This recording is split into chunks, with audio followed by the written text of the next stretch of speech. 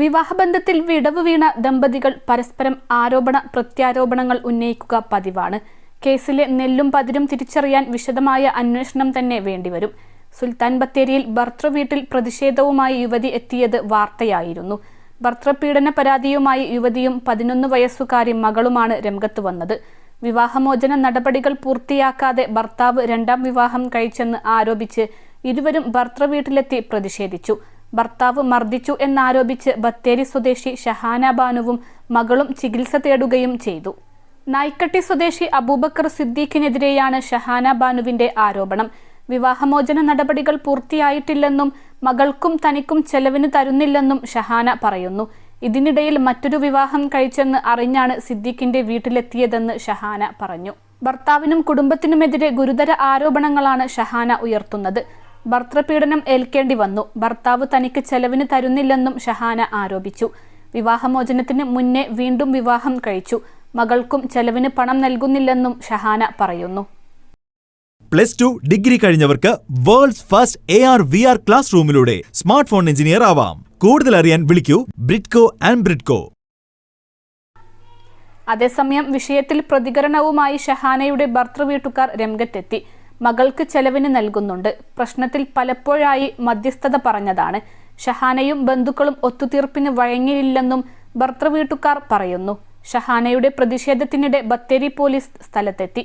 ഷഹാനയോട് നിയമപരമായി പരാതി നൽകാൻ നിർദ്ദേശിച്ച് യുവതിയെയും മകളെയും തിരിച്ചയച്ചു.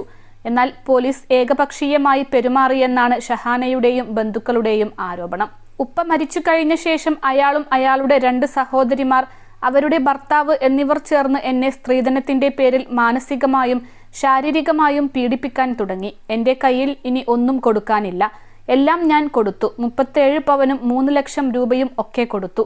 അയാൾ എൻ്റെ വീട്ടിൽ വന്ന് നിരന്തരം ശല്യം ചെയ്യുകയാണ്, ഷഹാന പറഞ്ഞു. അതേസമയം കുടുംബത്തിന് ചേരാത്ത രീതിയിലുള്ള ജീവിതമാണ് പ്രശ്നങ്ങൾക്ക് കാരണമെന്നാണ് ഭർതൃവീട്ടുകാരുടെ വാദം.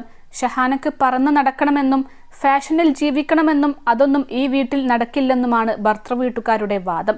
എപ്പോഴും ആ കുട്ടി പ്രശ്നക്കാരിയാണ്. അവൾക്ക് സ്വന്തമായി പറന്നു നടക്കണം, പുതിയ ഫാഷനിൽ നടക്കണം. അതൊന്നും ഞങ്ങളുടെ കുടുംബത്തെ സംബന്ധിച്ചിടത്തോളം അനുവദിച്ചു കൊടുക്കാൻ പറ്റില്ല. നല്ല പഠിക്കുന്ന കുട്ടിയാണ്, വീട്ടിലൊക്കെ നല്ല ഉപകാരം ചെയ്യുന്ന കുട്ടിയാണ്. പക്ഷെ അവൾ ഭർത്താവിനെ അനുസരിക്കില്ല, വീട്ടുകാരെ അനുസരിക്കില്ല. അവൾക്ക് ഓടിച്ചാടി നടക്കണം, അതാണ് അവളുടെ മെയിൻ ലക്ഷ്യം. ജിമ്മും മറ്റുള്ള പരിപാടികളുമൊക്കെ ആയിട്ട് അവൾ പുറത്ത് ആടിപ്പാടി നടക്കുകയാണ്. ഇതൊന്നും ഞങ്ങളുടെ കുടുംബത്തെ സംബന്ധിച്ചിടത്തോളം വെച്ചുപൊറുപ്പിക്കാൻ പറ്റുന്ന സംഭവമല്ല, ബന്ധു അബ്ദുൽ അസീസ് പറഞ്ഞു. ഷഹാനയുടെ പ്രതിഷേധത്തിനിടെ ബത്തേരി പോലീസ് സ്ഥലത്തെത്തി. ഷഹാനയോട് നിയമപരമായി പരാതി നൽകാൻ നിർദ്ദേശിച്ച് യുവതിയെയും മകളെയും തിരിച്ചയച്ചു.